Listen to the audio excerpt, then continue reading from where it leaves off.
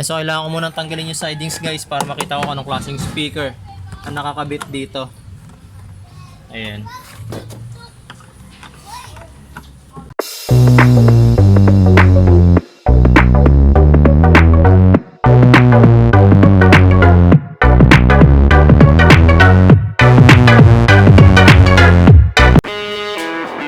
Tapos dito sa side na to, tsaka dito sa kabila, meron niyang screw.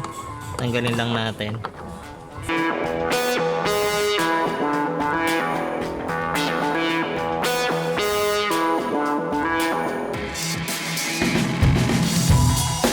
Tingin natanggal yung screw guys. Nakasnap na lang yun. Medyo, ayan. Tanggalin nyo lang yung pagkaka-snap. Ayan.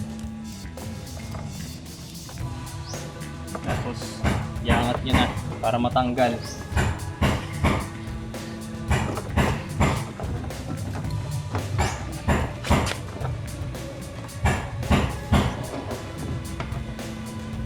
Ayan.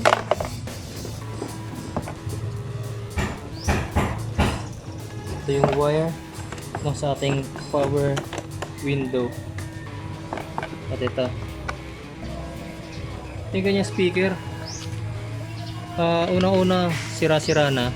Next thing, ayan, wala na siyang connection. Nung tinanggal ko siya, talagang wala na siyang connection dito.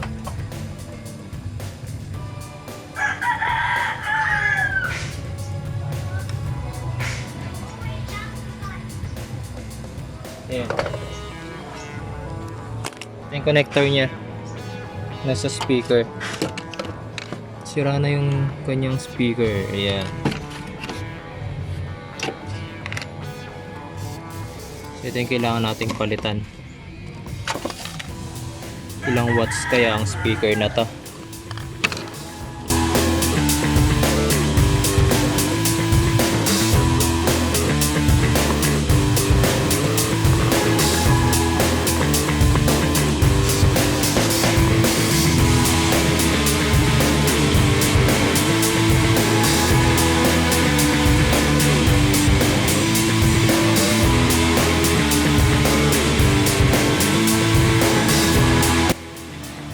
Guys, so ito yung itsura ng mais pa na speaker. Ayan, buo pa siya, tsaka gumagana pa siya.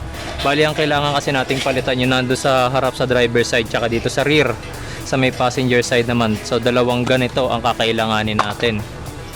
Dadaling ko na lang din to para sample.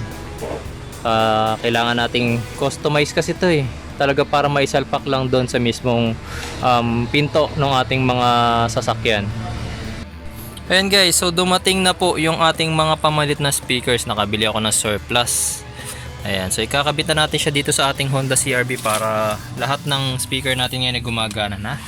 Sidings muna tayo, babaklasin natin ulit yan. So para mabaklas yan, tulad ng ginawa natin nung nakaraan, tanggalin to.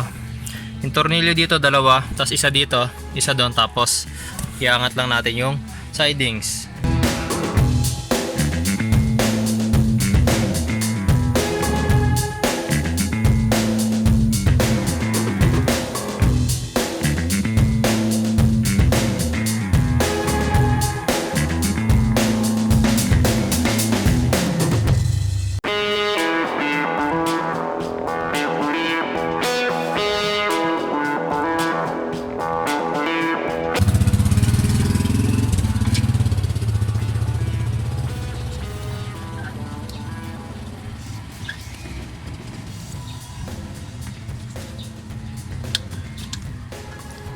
Sa itsura niya mukha naman siyang buo pero hindi siya tumutunog.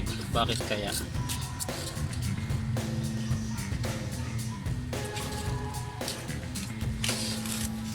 Try nating buksan guys yung stereo para mas marinig natin maigi kung talaga hindi tumutunog tong speaker na to.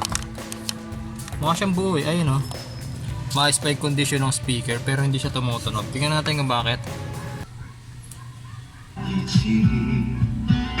这颗心没畏惧，太坚定，庆幸让我能够遇见你，就算全世界都否定，我也要跟你在一起。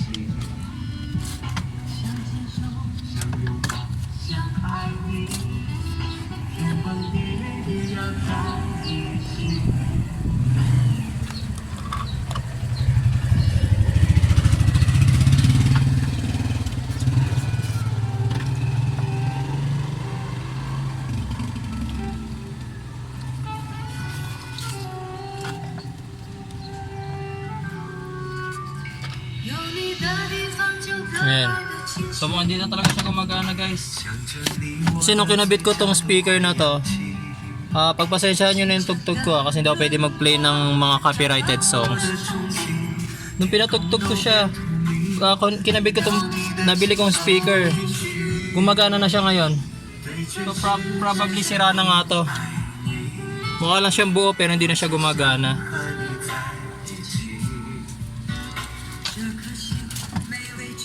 Test natin lahat yung speaker na nabili ko. Ito yung isa. Ito isa pa.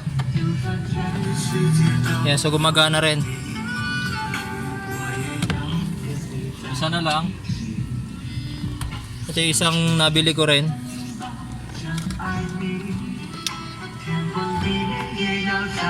So gumagana rin siya guys. So okay yung tatlong speaker na nabili ko. Gagawin ko na lang ngayon, kakabit ko na tong speaker. Plug and play lang naman yan guys. Kabit nyo lang na ganyan. Kaya nagpe-play na siya.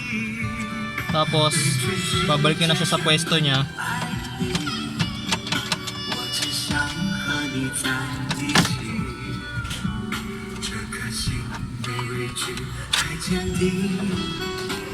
Ayan.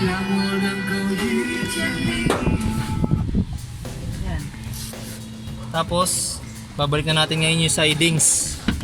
Nakita natin na working na itong speaker dito. Babalik na natin ngayon yung sidings natin.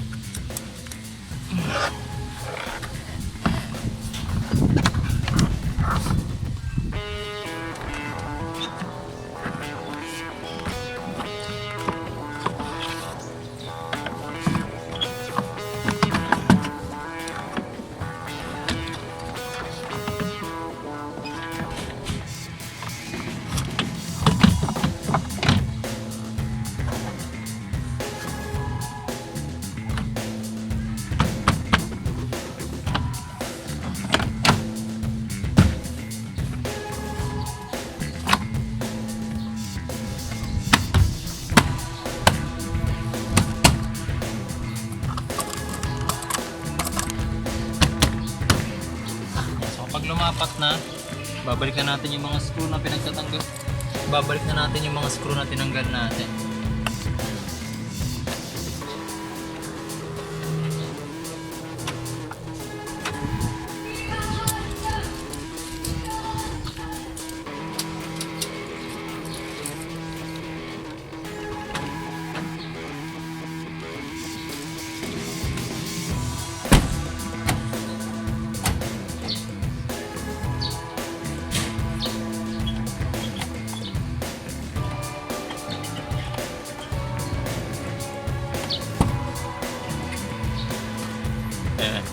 Kapag binalik nyo yung sidings mga boss, make sure na gumagana yung actuator nyo ng maayos ay. Sarado nyo muna yung pinto, tapos try nyo i-press yung keyless entry, yung remote ninyo.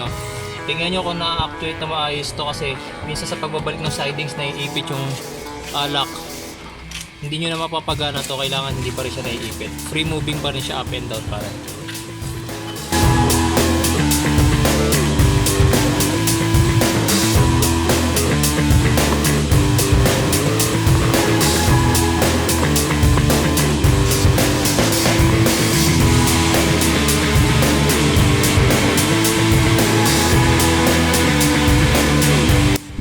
So ikakabit na rin natin tong isa pang speaker dito naman sa kabilang pinto.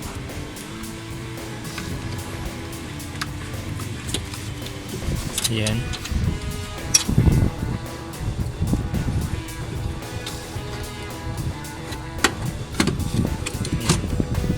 Tapos test din natin ulit before natin syempre ilagay ulit yung sidings. Test natin kung gagana yung speaker. Pero kanina tinest na natin yan. Just to make sure lang na yung wiring natin, yung harness is gumagana.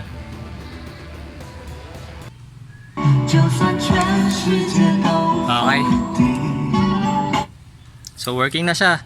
Kabit na natin yung sidings ngayon mga boss. Tapos na tayo sa second speaker natin.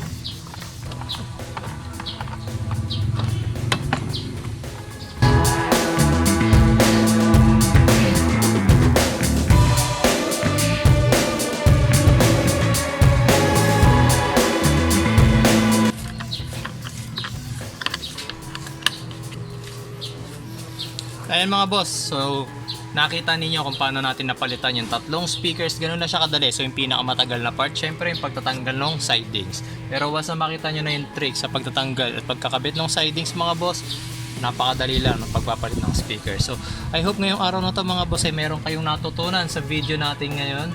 And abang pa kayo sa mga susunod ko pang tutorials dito sa Honda CRV natin. Maraming salamat po.